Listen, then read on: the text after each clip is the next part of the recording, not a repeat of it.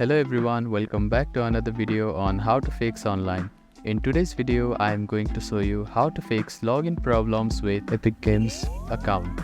If you are having trouble logging into your account, here are some fixes you can try.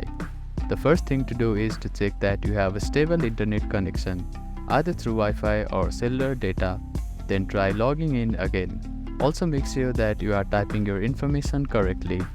The second step is to clear your browser cache and cookies. Sometimes stored data in your browser can cause login issues. To do this, open your browser and click on the three dots at the bottom right corner. Then find the history button. After clicking on the history button, you can find the delete browsing data button. Click on it, then select the time range as all time. Now click on delete browsing data and confirm it once again. After that, your browser cache and cookies will be cleared. Then simply try logging in again. You can also try updating your browser. Open your App Store or Play Store and search for your browser. Check if there are any updates available for the application. You will see an update button. Tap on it to download the latest version of it.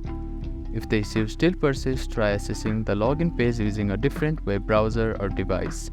I hope these fixes helped you to get logged into your account.